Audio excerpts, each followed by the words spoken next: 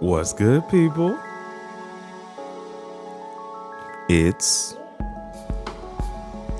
your boy, Icarus Gray. And this is Gray Area Anime, the most wonderful podcast of your day. And we are back with another one. Go and, well, actually, they say my new single coming out soon from my album Gray Matter. It's not out as per recording, but should be out very soon. Maybe next week. We're going to try and work on some things. But anyway, as you know, Kirby says, hi. And it's dangerous to go alone. So I choose you guys for another installment of the one, the only Teach Me Senpai. And you know what that means. That means that the one, the only, the queen herself, the BSG, also known as Bible Study Girl, has returned. And we're going to continue our review of the Yakuza's Guide to Babysitting, episode 5. Hi, guys. It's a pleasure to hop on this podcast again and talk to you guys about some anime. Yeah. This is back to forwarding the story. So this one was a bit more compact. As always, or the current format of these episode reviews or recaps, if you will, is Bible Study Girl, or BSG as I like to call her over here, is going to give her initial thoughts of the episode. And if she happens to have any questions, I will do my best to answer any and all things that come my way. And then we'll just kind of discuss the episode in general after her assessment. So BSG, take it away. My first thought when the episode started is I thought there were two guys like walking to a car. And I thought to myself, are those the same two guys that got beat up when the show initially started? They were just kind of looking like, I know they weren't, but I knew they weren't as the episode progressed. But that was my first thought. I feel like all the people that get beat up, they be looking the same to me. So that was my first thought. And then, okay, so I was a bit confused at the beginning of the episode because they all meet up. Turns out it's a restaurant, because I thought maybe they were having like all the bosses from the different mob meeting at are they the Yakuzas? Yeah, they're Yakuza, yes. Yeah, I thought they were having Yakuza compound, but it ends up being at a restaurant. Do you know anything about how mob families operate in Japan? Yes, no, I mean, that part doesn't really matter as much as like, do I know how Yakuza's operate in anime? Yes, that much I do. Okay, well, that's what I'm saying. Like, because to me, it was weird that the different families would be getting together for like a district meeting. And also, let me say what was weird to me. Typically, when we see the boss, he's dressed in, what is that called? It's like a robe. He's not traditional garb is what I call it right now. Okay, well, he's dressed in like, he's dressed in like traditional Japanese garb. Now, everybody else is wearing like what you would consider, I think, regular street clothes, like shirts, pants, all that other kind of stuff. But he has traditional garb on all the time. But at this meeting, the bunch of bosses around and they all got suits on. Do you know why? Does that mean like he's the head mob guy? I mean, even in I think the episode, he was wearing a suit, if I recall, because he wore a suit to the meeting when he was like leaving out. Because I remember there's a portion of it, and I'll rewatch it to be sure, but I'm pretty sure he did. But anyway, to your first question, before we get to all this other stuff that was confusing you, the Yakuza families do work together. They wouldn't necessarily have like they meet in their territories. I mean, Italian mafias do that same kind of thing. It's Geno's on Fifth, where they would all go, and it's the same kind of thing. And whether it's families connected to families, like you have underbosses, or you have smaller families that are not the big family, but they're on your turf, or you allow them to either be on your turf or you're working together. So that way there's no fighting and like destroying of the community kind of thing. And at one point, I'm sure he kind of realized that it was just that particular family probably made the decision that this is not worth fighting. Like, we would just lose if Kirishima is Kirishima. Like, we would probably lose. So it's better for us to like try and work together. But as always, that's more like a boss's decision. Doesn't mean that all of the underlings and etc. always agree, because of just anime tropes of different styles of characters.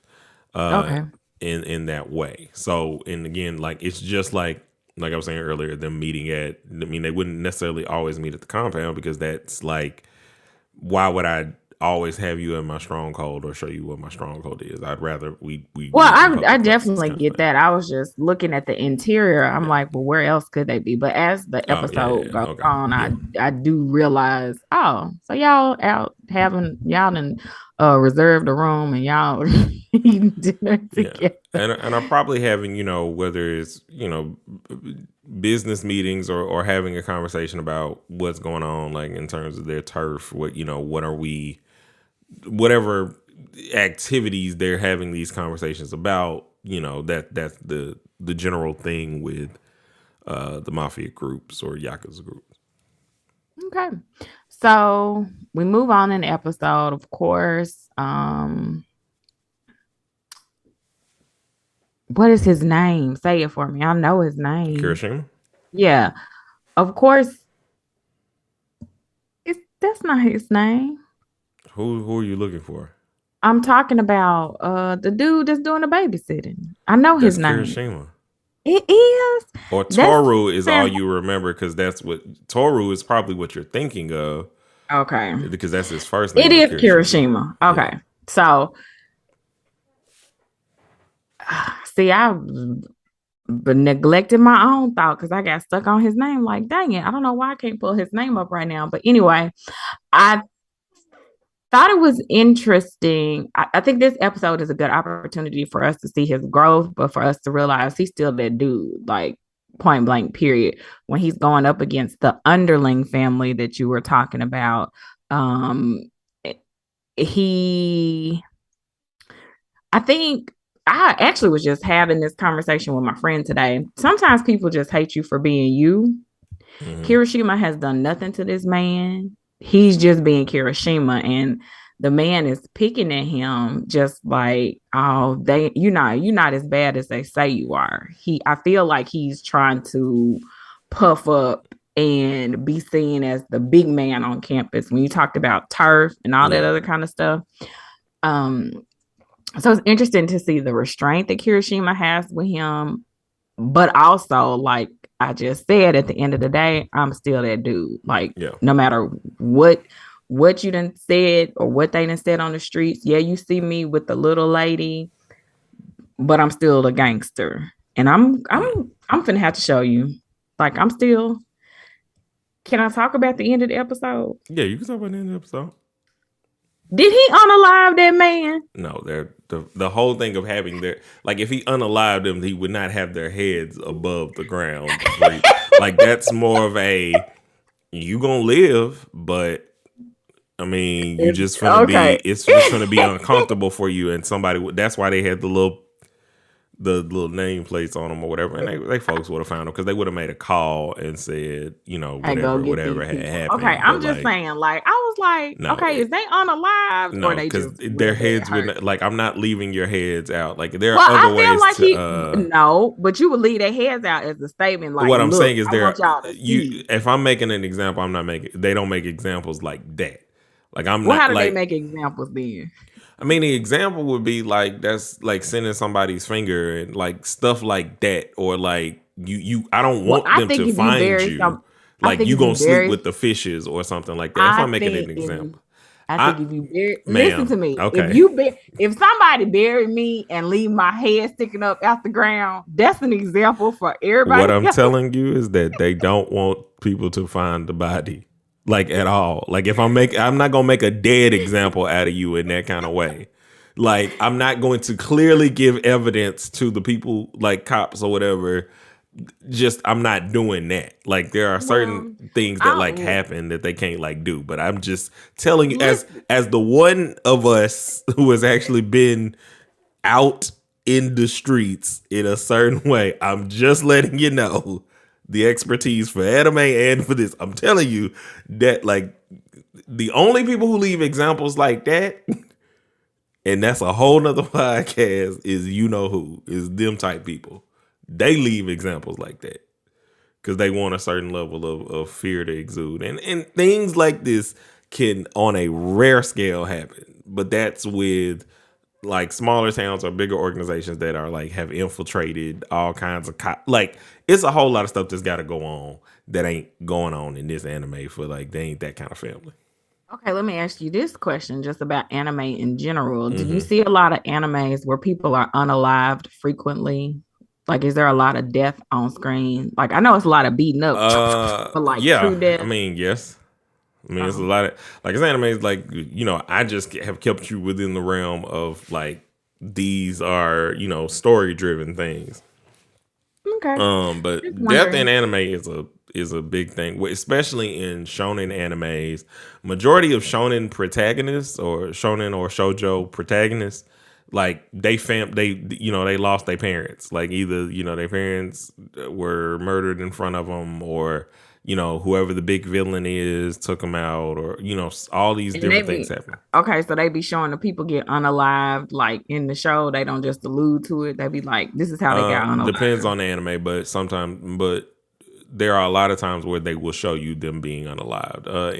Currently, uh, Chainsaw Man, that me and shout out to my Gote 3 member Devin, enjoy a lot.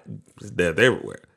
It's the same thing with the return of my favorite anime, Bleach. The big thing in their return with their final arc finally being animated was the censorship not being there in a way of like, because they're in the middle of a war in this final arc, and in a war, like it's brutal and people is unalived all kinds of ways via this Okay, anime. so teach me, senpai, what does Gote 3 mean? I heard you just say that, and I don't know what The that means. Gote 3 is a reference to Bleach's 13 court guards of the Serite, which is the Soul Society, which is a whole nother podcast. Okay, I just Because if like you can't, yeah, let's it not. just know it We just don't. means court guard. It's it's Okay, the court okay. guard. You don't have to go too So deep because I'm on level one. I'm like in pre-K anime, well, for so Bleach, you are definitely you are learning how to read at home. This ain't well, you ain't in even in pre-K. I'm not even talking about Bleach. I'm talking about just the anime world in Yeah. general. I'm in pre-K, sir. But yeah, so Because I yes, can people talk. do get unalived all the time, especially like if you're talking about horror animes and things like Attack on Titan is a lot like Game of Thrones. So there are anime that are like that, to where it's like you be like, "Oh, this person is really they unalived." You didn't watch House of the Dragon, did you? No, I did not. You should. Anyway, so back to this particular episode.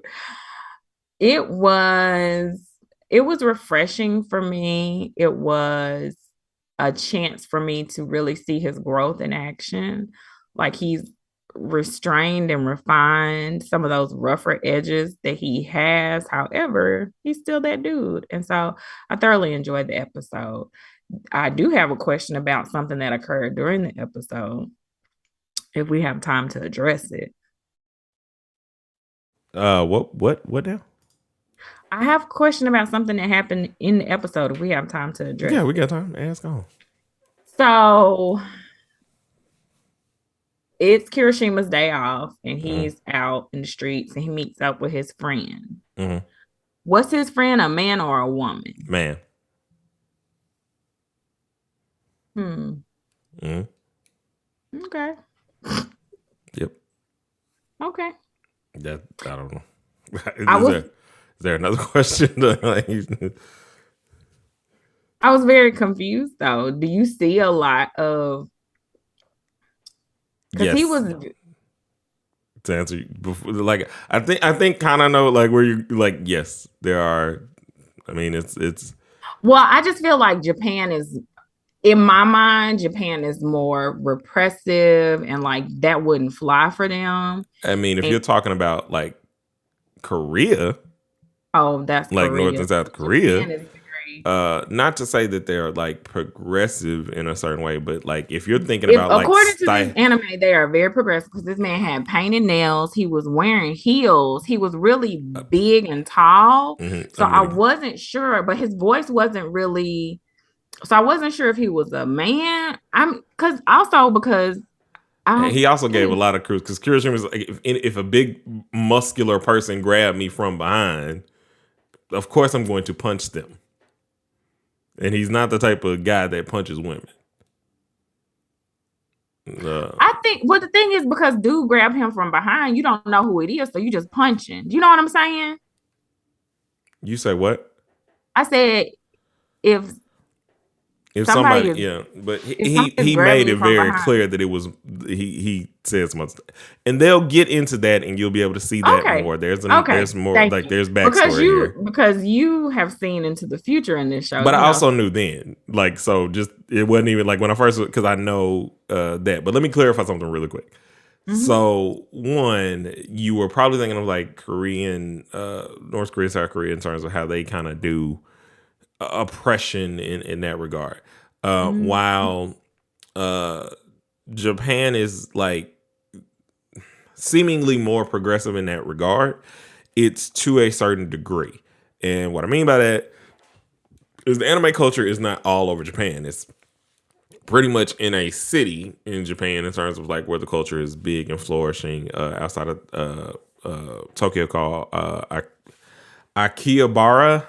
And if I saw it, I could say it correctly, but there's a town where it's like, oh, all the anime stuff. It's not like everybody walks out, you know, like how anime would portray things to kind of be.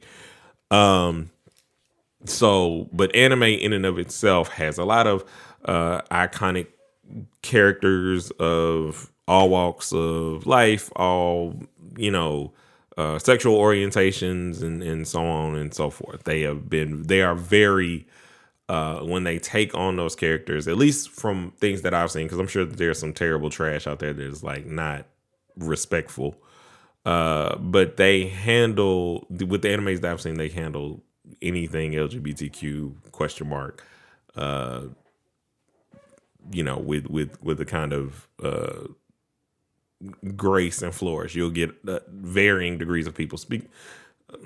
That'll be a spoiler, so I can't say Yeah, don't this say one, but anything because not for I don't. this, not for this, but for another anime that I'm like already discussing, and I can't get into that now. We kind of got into it, and I didn't even realize it in one of our Bleach episodes, and I was like, oh, okay, I see what my co-host at the time was alluding to. So, but yeah. So to answer your question, yes, it was a guy. They are going to explain in the backstory like what's going on with them. Okay. And that again is a definite thing. There's always like these um, male characters who are very like domineering in that way of like, oh my god, this is so attractive. Like I would eat you. Like you knowing good and well, like uh, there's no uh, uh, mutual attraction or whatever. It's just Mm. it's a bit of a gag. It's a running gag that you'll see in certain animes. Okay. I was just curious about that because I was like, because the other, oh my gosh, what's the other anime we were watching? It was on Netflix. It was the singing people. Carol and Tuesday. Yeah, Carolyn Tuesday. Because, you know, there's a lady on there who I was not sure if she was a lady or a man because her voice is like this. Yeah. And I didn't know if that was this happening again or what. So that's why I asked the Yeah. question because I'm like, I don't know. like I said, they are often very clear unless they're going for the anime manga trope of keeping you guessing as Right. to whether or not something is going on. Like there was this one manga that I used to read where this guy meets back up with one of his childhood friends who he remembers as a guy, but has now come into his life as a girl who looks like a girl, and him confused. Right. And the whole like ploy is whether or not it's actually a thing. There are a lot of times where they'll reveal that it's like, oh, okay, you look like a girl, but you're not. Uh, I mean, so there's in Cowboy Bebop, funny enough, which was also made by the person who made Carolyn Tuesday, same thing. We might watch through that at one point because you like mystery noirs as much as I do, and Of that's course. what Cowboy Only Bebop pretty murders much in the is. building. Yeah. And there's a portion of there where they kind of deal with this thing where it's like there's one of the characters, Faye, meets this person, and because I don't want to give it like away, but anyway, it's just So don't even talk they about handle it just very. because you. It's one of those like it's a trope that happens a lot where you either questioning and then the reveal is like, oh, okay, I understand. Okay. And you'll have a lot of this. Blue Period is another example where there's this cross-dressing guy who looks clearly like a girl. And no one knows until obviously you like find out. And he's always going on like dates with people and stuff, and they don't know. But then because of how she identifies at the time, she'll like reveal it, and then of course the relationship ends because they were under an assumption. Right. But they handle that very well. Like I said, it's just one of those things that like you will see, and kind of like how it's going to end in an emotional place, or it's just going to be a gag in and of itself. Like Comey Can't Communicate, which has another cross-dressing guy by the name of Najima. Well, he's not cross-dressing, and I'm clearly stating that he identifies as a her, and they just run the gag into the ground as much as they possibly can in terms of situations of like they go swimming and he tries to go over to the girl's side. I mean, because he wears a skirt and everything else, and unless you wouldn't know in terms of like how they mention and stuff. And then it's like, where are you going? And then it goes back over to the other side. But then there's they'll go on a field trip, and I'm so bad with pronouns, but where Najima, I just say the name. Najima is like, with the girls in terms of sleeping arrangements as on this field trip. And it's like, there's just this fluidity sometimes in the trope that's either a joke or used as a very high emotional story plot point. Okay. So I'm glad I asked the question. Yeah. So yeah, I think I've finished my episode review as a whole. So Okay. take it away, brother. So the episode as a whole this one was one of my favorites, only because there are so many jokes. When he does start pressing on, I think it's Yanagi. I think it's his actual name. Yes, but he mispronounces it throughout the episode. But he already says, like, when the episode starts and he's walking the little lady to school and she's showing him. That's another question I was going to ask you. Yeah. Like, are you familiar with the little cartoon characters or whatever that she likes? Is that's that something just that's made for the anime. They don't. okay? They don't. There's not a lot of like real world references that are. It's kind of like Coming to America. Like there's a lot of McDowell's. Got it. Like, so you'll see different kind of things. Like you'll literally see things that look like a Nintendo Switch or a PSP or an iPhone, and they call it a whatever they'll call it. Yeah. An iPhone. Or let's go to the arch or whatever they'll say. Yeah. So and this is just a character kind of creation. But I mean, Sugihara or Kai was right in another thing that I saw that I was like, yeah, there are a lot of like really cutesy little animes that are for both, like for kids and for adults. Because of like the story and the way that they'll handle emotion in terms of how you're saying like this is a tearjerker and everything else. But yeah, so no, there's not a like a real world connection to these characters that she's talking about. They were specifically made for the anime. Okay, I'll let you finish saying what you were saying. But when a question comes to mind, Yeah, you should go. homegirl has to ask it. But this episode I enjoyed a lot. It's one of my favorites just because Yaika making this cake for Kirishima amidst all of this because she wants to know more about him was cool. Hungry Girl and Gold meeting each other was also really cute, really funny. You're starting to kind of like see some of the different players in the ramping up of this anime as we are almost halfway through. Next episode will be halfway through the series. So it's been really fun to kind of rewatch and kind of see things and see kind of how everything is being set up to meet these different characters, to see what different people expect out of Kirishima. You know, a young guy trying to make their name in the Yakuza thing, like that's normally how you make your name. You make your name by taking out their strongest lieutenant or whatever the case may be, and getting your foot in the door. You know, it's weird for anybody on a lot of different levels, or weird for these insecure people to see power displayed in ways that isn't trampling somebody under you. Right. It is. And like I said, it definitely shows the transition of, I think this is really refining his skills. Yeah.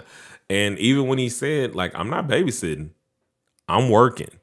Right. Like, so, you know, it'd be cute to listen to you do all this stuff. But my favorite thing is like when he called him Unagi, because forever I will always remember this episode of Friends, and Ross is like trying to teach Rachel and Phoebe about like being aware about their surroundings, because I forget what like happens, but he's like, you must have the mind of Unagi. And it's like he's saying it like it's a word that means defense or something like that. All he's saying is ill. Oh. He's saying ill. So when they do it in the anime, I'm laughing for that reason. I'm also laughing because they are very heavy on their wordplay in terms of like all the different names. Clearly, every different name that he called him is like related to something that if you like switch the kanji of his name, it would, you know, end up kind of like in the same way. But yeah. See, I didn't know that because I don't speak Japanese and I'm not immersed in the language. I wouldn't know that if you didn't point it out to me. So great job teaching. Yeah, because he wouldn't just like, because I think a lot of times like if you don't know if you don't like look up the meaning of whatever the word is, it's like you wouldn't just readily know the joke of like, okay, I'm just moving like this like, oh, and it's more easily seen when he's like, so is that Rabbit Chan? Yeah. And she's like, no, this is Rabbit Kun. It's like Rikun. Like there's really simple like name, but it's just the small deviations that like, did you hear this? Did you hear that? You know, like, so it's not Carrot Kun, Carrot Chan, you know, so that's something that they do. But this episode was, I think, eloquent in kind of showing, getting us a deeper peek into Kirishima in a couple different ways, because you have questions about who this friend is that he's met. And the other part that shows that person is a friend is he just didn't immediately just like leave. He did sit, have some time to kind of chat. Yeah, they had a nice time together. So I know they definitely have a relationship, but I was just curious as to like. So, yeah. How y'all end up kicking it? Yeah, and when you see it, it's interesting. It's They very keep nice. dropping nuggets throughout this series because Mm-hmm. I want to know about the dude that was at the hospital. And now I want to know about this guy, what he's got going on. And you'll get both. You'll also get a lot more on, or a bit more on Mashiro, the person he met at the end. He was like, "Your cologne, nah, stinks." Yeah, this was to me, I felt like I was getting more immersed in the world. Yeah, because they've shown him a couple times, so I don't know if you noted that, I but you've have seen him not a picked couple up times. on Yeah, it. That was my first time yeah, noticing him yeah. with his suit on, being a lieutenant. But yeah, so like, or the first lieutenant of another family that they have going on like that. So that's another thing that they like throw that's very interesting. He's the type of character that pops up in anime in a certain way that like, so say I am like the roughest, toughest person in my gang or whatever. Like I'm the person they call for like everything. I'm really nice. I'm good with people. It's just I don't play about the business of the business. And so with that, there's somebody who is enamored with when I handle business, like when I'm just being my most violent self, right? In anime, they have that guy, that woman, whoever. That is a trope. It's a thing to where it's like they only like seeing you in the wildest place that you can possibly be. It's often used to kind of like emphasize the change, to emphasize the growth in someone and how they want to like present this. But it's also shown to show the insanity of the other side of it. And those people that kind of fall into love of the like bloodlust and fighting and all that. So, but yeah, all in all, this was an amazing episode. Do you have any final questions, final thoughts that you need answered from this episode? Because there's a lot that is going to be answered, but if there's like anything structurally I'm that, gonna let myself be in suspense, brother, because okay, I could ask questions and then you'll be tempted to, and then I'll be mad because I don't like for stuff to be no, spoiled. definitely not tempted Don't because we're spoil getting me, because spoiler. we're getting real close to some really good things, and I'm not gonna spoil. So if you have any other questions, feel free to ask, and then I'll let you know whether or not I can actually answer. Nope, I'm good. Okay. Well, that was a good episode. We appreciate you guys for riding along with us on this journey. We'll be back next week with another episode of Teach Me Senpai as we watch through the Yakuza's Guide to Babysitting. So make sure you follow me on the socials. It's at Icarus_Gray on Instagram. Icarus Gray pretty much everywhere else. Follow the Facebook page. Definitely go to youtube.com/Icarus Gray. Make sure you subscribe. I'm getting back to making videos. I promise you guys. I know that every time I say I'm promising you guys a video don't all of a sudden appear. But I'm still working on like trying to figure out this format because trying to get out so many episode recaps is incredibly difficult because I always want to like break down an episode or talk about things. So trying to figure out a quick, easy format that's good for you guys to watch has been a bit of a hurdle for me, but bear with me. We're going to get through it. We're going to do it because that's what we do.